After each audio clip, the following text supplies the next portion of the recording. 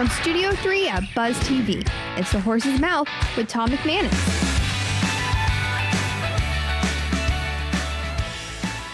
All right, welcome into another edition of The Horse's Mouth. Here, Tommy Max, of course, at my bar, where everyone has a chance to sit here and tell their stories, brought to you by our good friends at Heritage Capital Group and at Dasher. Well, Heritage Capital Group is here. We'll talk a little mergers and acquisitions in business. We're also going to talk some construction with Trisha Stalnaker. Let's welcome in the panel. Bill Nicholson is here from Heritage Capital Group. Good to see you again. Good to see you again, my friend. Welcome to the bar. Thank you. And thanks for being a part of this show, man. We appreciate the support. How long have you been at Heritage, Bill? I would say over 20 years. Okay. What did you do prior? What was your business then? I was with Bank of America Securities, and prior to that, I was a commercial banker, mainly with PNC and Barnett. Okay. Finding lending for people, finding debt, that type of thing? Absolutely. Putting deals together? Yep, absolutely. Okay, which is what you do now, right? Or have been doing with Heritage? We do financing. Okay. We also help companies buy and sell, and we're always interested in talking to companies that may have a need or just want a second opinion on what their company may be worth. Yeah, we've had a lot of your guys here at the bar. Yeah. They're great, Mac and Bill and all those guys. They always say when you start a business, you should have your exit strategy thought out and prepared. Does that still ring true? Well, that's an excellent comment, Tom.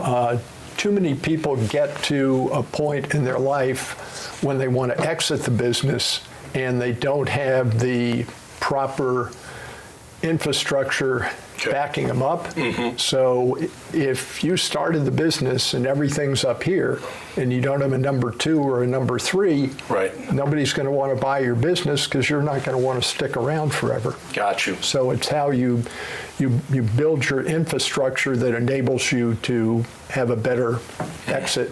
But that's a good point you make. Yeah, it's hard though, because you're not thinking of the exit. You're thinking of building. I want to build. Absolutely. I want to build. I'm not thinking of you don't necessarily want to add overhead if you don't need it. Right. But you need that overhead. That's right. Yeah. Great to have you on, Bill. Always a pleasure. Trisha Stalnaker's here. Hello. From Brad the Builder Jacks.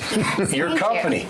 Yes. Congratulations. Thank you so We love much. entrepreneurs on this show, Trish. It's great to have you. Excited to be here. How'd you get to Brad the Builder, the name, first and foremost? Well, my contractor's name is Brad. Oh, okay. And he was working for a different contracted company, and with everything going on at the end of the pandemic, I stole him away and then figured we might as well name the company after it. Great. And you guys started in residential, but finding yourselves more in the commercial world. That's where we're moving. What's the biggest difference for you? Residential, people want things how they are. In the commercial world, it's just numbers. Here's what you need, let's get it done, and here's who you're going to do it with. Less emotion, maybe? Certainly. Right? I mean, residential, you're emotional. The commercial, like, where are the numbers? Do they work or do they not work?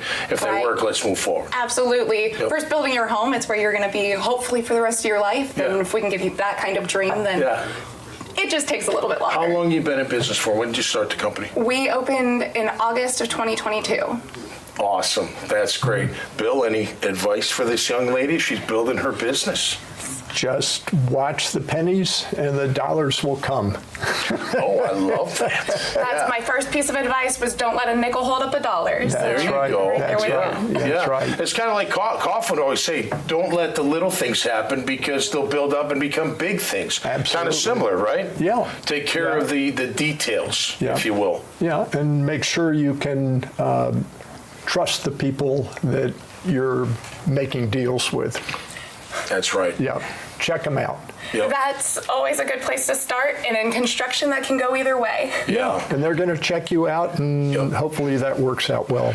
Yeah, vetting people out, right? Because if you spend a lot of time with somebody and there's no, other than friendship, there's no business, it's like, man, I spent all that time and I got nothing to show for it, right? So vetting them out, making sure they're legit, they're doing it right, they're doing it honest, and helping you in what you're doing, right? Absolutely, and that's getting anybody into the trades these days is a bit of a push, but once they're in there, they seem to be a little bit happier, and once that hard work comes through, you get those solid partnerships. Speaking of the trades, trade business, Bill, I mean, it's growing like crazy, right? I mean, not everyone's going to college these days. A lot are, don't get me wrong, but the trades are coming up. Well, look at the amount of money that a really qualified electrician or plumber can make, right? Right, absolutely. They'll make more than somebody at a bank. Yep. And probably have more fun and feel a greater sense of accomplishment, or as great a sense of accomplishment. Yeah. And then you learn the trade, open up your business. Next thing you know, they're talking to Heritage Capital Group on how to sell my business for a bunch of money. Absolutely. Yeah. HVAC is hot. Plumbing, electrical, any of those trades we can sell in pretty quickly. I know Snyder, they've been gobbling up a lot of, like the roll-ups they're full on, right? Yeah, it doesn't seem to be, doesn't matter what industry, the roll-ups are happening.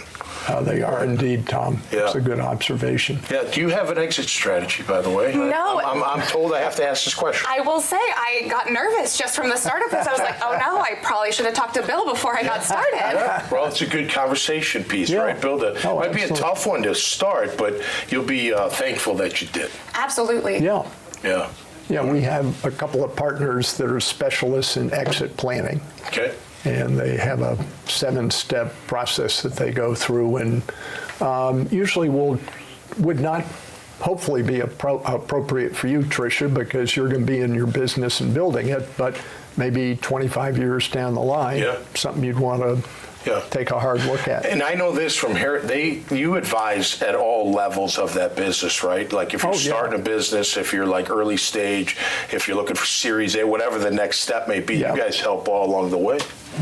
So you got a new relationship here. Absolutely. Helping you out. Great to have you on the show. Best of luck moving forward, okay? Thank you so much. And congrats on the new commercial deal you just finished. Thank you. Yeah, absolutely. That's awesome. Bill, great to see you, my friend. Thank you, Tom. Thank you. Great to have you guys here on the show. Make sure you check out their great profiles, this conversation, and zillions of others. I don't know about zillions, but a lot of others. Just by going to the dailynewsnetwork.com website. Till next time, stay safe out there and be cool. And we'll see you right here on The Horse's Mouth.